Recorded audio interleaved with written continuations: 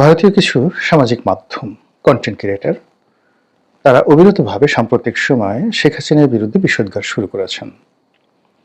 তাদের বক্তব্য হলো যে এই আওয়ামী লীগের লোকজন আর কতদিন ভারতে থাকবে, বা শেখ হাসিনা কেন ভারতে থাকবেন। ভারতে এমনকি দায় পড়েছে যে আওয়ামী লীগ এবং শেখ হাসিনার জন্য তারা ভারত বাংলাদেশ সম্পর্ক ঝুঁকির মধ্যে ফেলে দিয়েছেন বা কেন দিবেন। অথবা এই গত 15 মাসে বাংলাদেশের সঙ্গে ভারতের ব্যবসা বাণিজ্য না হওয়ার ফলে ভারতের পর্যটন খাত, ভারতের চিকিৎসা খাত, ভারতের আমদানি রপ্তানি থেকে শুরু করে অন্যান্য যে সকল অর্থনৈতিক যে সেক্টরগুলো রয়েছে সেখানে যে ব্যাপক ক্ষয়ক্ষতি হয়েছে, এই দায় দায়িত্ব কে নেবে? কৌশলগত কারণে নরেন্দ্র মোদী সরকার বা বিজেপি তারা আওয়ামী লীগের সঙ্গে সম্পর্ক রাখতে পারে, কিন্তু কলকাতার যে গেস্ট হাউসটি বা নিউ মার্কেটের যে দোকানগুলো ভারতের যে পণ্য সামগ্রী নিয়ে পসরা সাজিয়ে বসে থাকতো বাংলাদেশি সেই পর্যটকদের জন্য, তারা এই সময়টিতে কিভাবে জীবনযাপন করছেন, কিভাবে তাদের চলছে, সেই খবর তার সরকার রাখছে না। এই বিষয়গুলিকে পুঁজি করে বিভিন্ন কন্টেন্ট ক্রিয়েটর তারা বিভিন্ন ভারতীয় যারা সাধারণ মার্চেন্ট রয়েছেন, ব্যবসায়ী রয়েছেন, সাধারণ জনগণ রয়েছেন, তাদের সাক্ষাৎকার নিয়ে শেখ হাসিনার বিরুদ্ধে বিষোদ্গার শুরু করেছেন।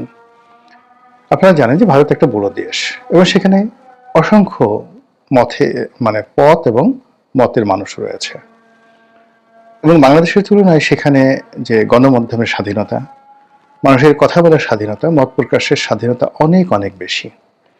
কাজেই সেখানে সবকিছুই অনুরণিত হয়।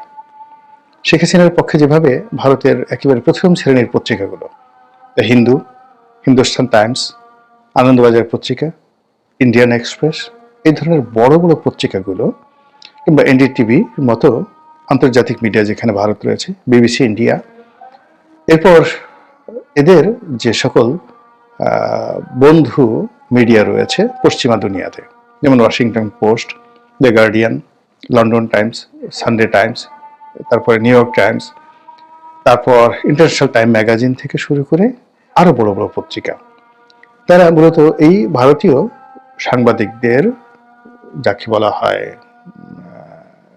প্ররোচনায় হতে পারে, বা তাদের ইনফ্লুয়েন্সে প্রভাবে হতে পারে, বা তাদের ইন্টারেস্টের কারণে হতে পারে, সম্পর্কের কারণে হতে পারে, তারা গত কয়েক মাসে শেখ হাসিনাকে যে কভারেজ দিয়েছে এটি বিরল। এরকম বাংলাদেশের মতো একটা তৃতীয় বিশ্বের রাষ্ট্রের কোনো নির্বাসিত রাজনৈতিক নেতা, সেই নির্বাসিত রাজনৈতিক নেতা বা ক্ষমতাচ্যুত কোনো রাজনৈতিক নেতা, তাকে নিয়ে আন্তর্জাতিক মিডিয়া কন্টিনিউয়াসলি একাধিক ক্রমে যে ইতিবাচক রিপোর্ট তারা ছাপিয়েছে, অ্যাজ ইট ইজ মনে হয়েছে যে প্রতিষ্ঠানগুলোর মালিকানা আওয়ামী লীগের। ওভাবে তারা প্রচার করেছে। বাংলাদেশে আওয়ামী লীগ শাসন আমলে যেভাবে 71 টিভি আওয়ামী লীগের গুণগান গাইত, তো ঠিক একইভাবে সেই ওয়াশিংটন পোস্টের মতো পত্রিকা, নিউ ইয়র্ক টাইমসের মতো পত্রিকা যেভাবে শেখ হাসিনাকে গ্লোরিফাই করার চেষ্টা করেছে, এর পেছনে ভারতীয় সেই প্রথম সারির যে সংবাদ মাধ্যম রয়েছে তাদের একটা গুরুত্বপূর্ণ ভূমিকা রয়েছে, যেগুলোকে ভারত এখন গদি মিডিয়া বলা হয়। অর্থাৎ নরেন্দ্র মোদীর সঙ্গে যাদের খুব ভালো সম্পর্ক তাদেরকে সবাই গদি মিডিয়া বলে। আর এই গদি মিডিয়া এই কাজগুলো যদি করে থাকে, নিঃসন্দেহে সেখানে নরেন্দ্র মোদীর একটা গ্রিন সিগন্যাল আছে। আর নরেন্দ্র মোদী মানেই বিজেপি, আর বিজেপি মানেই ভারতের সংখ্যাগরিষ্ঠ জনগণ, যারা এই মুহূর্তে শেখ হাসিনাকে তাদের রাজকীয় মেহমান হিসেবে ধারণ করছে, তাকে আবার রাজনীতিতে পুনর্বাসিত করতে চাচ্ছে এবং বাংলাদেশের রাজনীতিতে আওয়ামী লীগকে অপরিহার্য করতে চাচ্ছে। এটা যেভাবে সত্য, একইভাবে নরেন্দ্র মোদী বিরোধী গ্রুপ, বিজেপি বিরোধী গ্রুপ, তাদের সংখ্যাও কিন্তু নেহায়েত কম নয়। আবার বাংলাদেশের যে সকল টোকাই ইউটিউবার রয়েছে তাদের সঙ্গে আবার কিন্তু ভারতের যে সকল টোকাই ইউটিউবার রয়েছে তাদের একটা নিদারুণ সম্পর্ক রয়েছে। আমরা একটা স্লোগান দেই না, দুনিয়ার মজদুর এক হও। দুনিয়ার সকল ভালো মানুষরা যেভাবে একত্রে থাকে, মন্দ মানুষদেরও কিন্তু তেমনি একটা ইউনিটি রয়েছে, এবং ভালো মানুষদের তুলনায় মন্দ মানুষের যে ইউনিটি এবং গ্লোবাল ইউনিটিটা অনেক অনেক বেশি। তো সেই ক্ষেত্রে বাংলাদেশের যে সকল পেইড ইউটিউবার রয়েছে, কিংবা পাকিস্তানের যে সকল পেইড মিডিয়া রয়েছে, জঙ্গিবাদী মিডিয়া রয়েছে, যারা জঙ্গিবাদকে প্রমোট করে তাদের কাছে শেখ হাসিনা একটা মূর্তিমান আতঙ্ক, এবং যতদিন পর্যন্ত তিনি জীবিত রয়েছেন, তিনি না মরা পর্যন্ত এই গ্রুপটি তারা কখনো তাদের কর্মকাণ্ড থামাবে না। তো এরই ধারাবাহিকতায় ভারতের বেশ কিছু সামাজিক মাধ্যমে ইদানিং কথাবার্তা হচ্ছে, এবং তারা এমনভাবে জিনিসগুলো প্রচার করছে যে মনে হচ্ছে যে মিস্টার পুতিন ভারতে এসেছেন নরেন্দ্র মোদীর সঙ্গে দেখা করার জন্য, এবং তাদের মূল এজেন্ডা ছিল মূলত শেখ হাসিনাকে মস্কোতে আশ্রয় দেওয়া। অথবা পুতিনের যে সকল দেশ রয়েছে যেগুলোর উপর পুতিনের খুব প্রভাব রয়েছে, সেটা রাশিয়ার মধ্যে বা সিআইএস কান্ট্রিগুলো, সেটা কাজাকিস্তান হতে পারে, আজারবাইজান হতে পারে, আর্মেনিয়া হতে পারে, উজবেকিস্তান হতে পারে, কিংবা সেই আরও অনেক যে সকল দেশ রয়েছে সেগুলো হতে পারে। তো সেই সমস্ত জায়গাতে শেখ হাসিনাকে রাখার জন্য নরেন্দ্র মোদী মূলত মিস্টার পুতিনকে ডেকে এনেছেন। এই সকল কথাবার্তা যেমন একদিকে হচ্ছে, আবার অন্যদিকে আওয়ামী লীগের যারা লোকজন তারাও কিন্তু বসে নেই। তারা বলার চেষ্টা করছেন যে দিল্লিতে যখন মিস্টার পুতিন এসেছেন ঠিক সেই সময়টাতে অনিবার্যভাবে পুতিনের সঙ্গে অফিসিয়ালি নয়, আনঅফিসিয়ালি গোপন বৈঠক হয়েছে শেখ হাসিনার, এবং সেখানে গোপন বৈঠক হওয়াটা অস্বাভাবিক কিছু না হতে পারে। শেখ হাসিনার সঙ্গে মিস্টার পুতিনের ব্যক্তিগত সম্পর্কের কথা আমরা সবাই জানি। এরপর শেখ হাসিনার জামানাতে রাশিয়া যে পরিমাণ বিনিয়োগ বাংলাদেশে করেছে, এবং রাশিয়া তার আঞ্চলিক রাজনীতিতে বাংলাদেশকে যেভাবে, আওয়ামী লীগের নেতৃত্বাধীন বাংলাদেশকে যেভাবে তারা বিশ্বাস স্থাপন করেছে, সেক্ষেত্রে শেখ হাসিনার প্রতি তার ব্যক্তিগত ফিলিংস থাকবে, তারপরে শ্রদ্ধাবোধ থাকবে, অনুকম্পা থাকবে, এটা স্বাভাবিক ব্যাপার। আর রাশিয়ার একটা ব্যাপার হলো, রাশিয়া আমেরিকার মতো নয়। আমেরিকা যেমন দেখা গেল যে প্রয়োজন ফুরিয়ে গেলে আপনাকে ছুঁড়ে ফেলে দেবে, সেটা আপনি ওসামা বিন লাদেন হন কিংবা সেটা আপনি রেজা শাহ পাহলভি হন, আমেরিকার প্রয়োজন শেষ, আপনাকে দুনিয়া থেকে বিদায় নিতে হবে, গাদ্দাফির মতো করে বা সেই সাদ্দাম হোসেনের মতো করে। কিন্তু রাশিয়া কিন্তু সেটা নয়। রাশিয়া সেই জারের আমল থেকে তারা পারস্পরিক সম্পর্ক, বন্ধুত্বটাকে ভীষণ রকম মর্যাদা দেয়। দেখুন না, এই যে মধ্যপ্রাচ্যে সিরিয়াতে কি হলো, বাশার আল আসাদের যে সরকার, সেই সরকারের পেছনে রাশিয়ার বিনিয়োগ ছিল ব্যাপক। সেখানে রাশিয়া বৃহত্তম সামরিক ঘাঁটি করেছিল, এবং এখনো সেটা আছে। তো বাশার আল আসাদ যেন টিকে থাকতে পারে, এই জন্য রাশিয়া সেখানে সর্বশক্তি রীতিমতো আমেরিকার সঙ্গে যুদ্ধ করেছে। একটা ছায়া যুদ্ধ দীর্ঘদিন ধরে চলেছে, এবং শেষ অবধি সেই যুদ্ধে বাশার আল আসাদ পরাজিত হয়েছে। কিন্তু এতে অসুবিধা হয়নি, তাকে একেবারে রাষ্ট্রীয় মর্যাদায়, প্রেসিডেন্টের মর্যাদায়, রাষ্ট্রীয় মেহমান রূপে তাকে কিন্তু এখন মস্কোতে আশ্রয় দেওয়া হয়েছে মিস্টার পুতিনের সরাসরি নির্দেশে। তো এই হলো রাশিয়া। এরকম অসংখ্য ঘটনা। তো সেদিক থেকে শেখ হাসিনার সঙ্গে তাদের যে অতীত সম্পর্ক, পারিবারিক সম্পর্ক, এটি হতে পারে।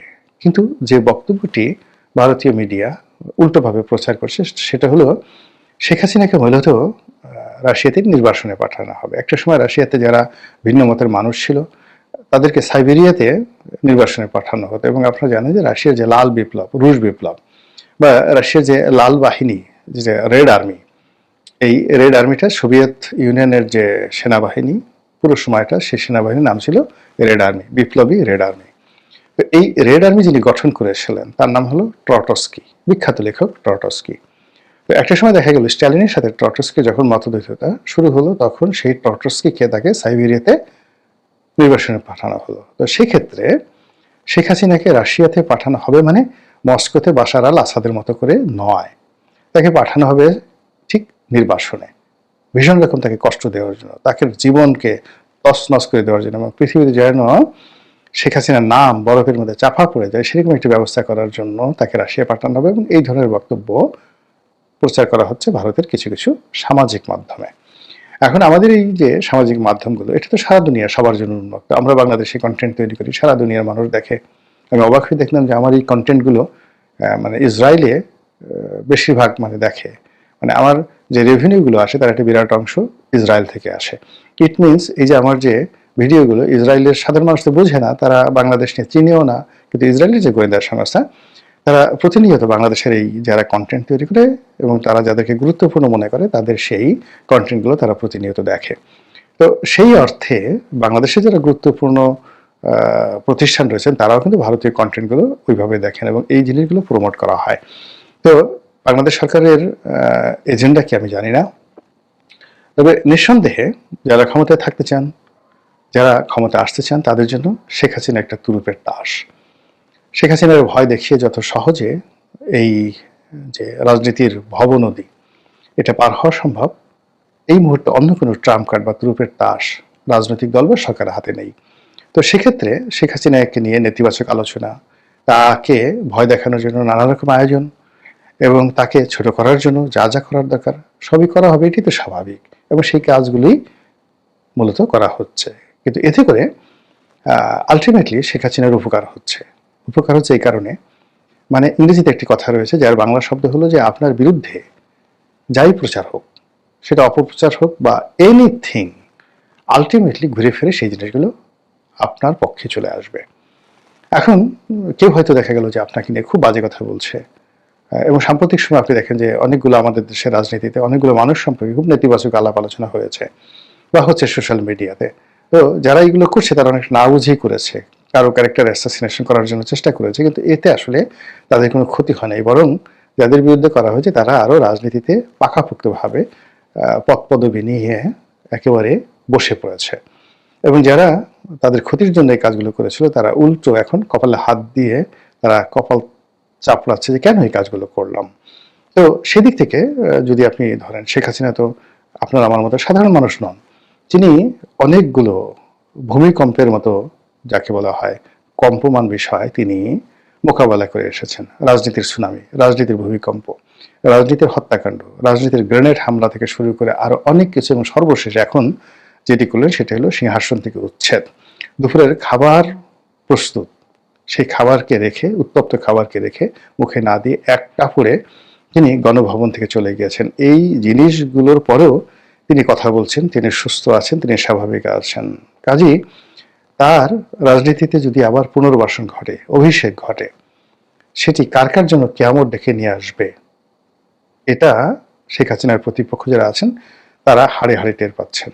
তার ফলে শেখ হাসিনার জন্য, তার বিরুদ্ধে অপপ্রচার চালানোর জন্য যা যা করার দরকার তার প্রতিপক্ষরা করবে, এটাই স্বাভাবিক। আর এরই ধারাবাহিকতায় এখন বাংলাদেশে যারা শেখ হাসিনার বিরোধী পক্ষ রয়েছেন তারা মানে ধুমছে প্রচার চালাচ্ছেন যে ভারত সরকারের উপর চাপ বৃদ্ধি পাচ্ছে, বাংলাদেশ সরকারের সঙ্গে ভারতের নতুন সম্পর্ক স্থাপন হচ্ছে, নতুন দিগন্ত তৈরি হচ্ছে, এবং সেখানে যে কোনো মূল্যে বর্তমান সরকারকে রাজি এবং খুশি করার জন্য ভারতীয় কর্তৃপক্ষ শেখ হাসিনার প্রসঙ্গটিকে ধামাচাপা দিতে চাচ্ছে, শেখ হাসিনাকে হস্তান্তর কিংবা তৃতীয় দেশে পাঠিয়ে দিয়ে বর্তমান সরকারের যে ক্রোধ দমন করতে চাচ্ছে, এই ধরনের খবরে বাংলাদেশের পত্রপত্রিকা সয়লাভ। কিন্তু বাস্তবে কি সেটা আপনিও জানেন, আমিও জানি। মহান আল্লাহ রাব্বুল আলামিন আমাদের সবাইকে হেদায়েত দান করুন এবং হেফাজত করুন। আসসালামু আলাইকুম ওয়া রাহমাতুল্লাহি ওয়া বারাকাতুহু।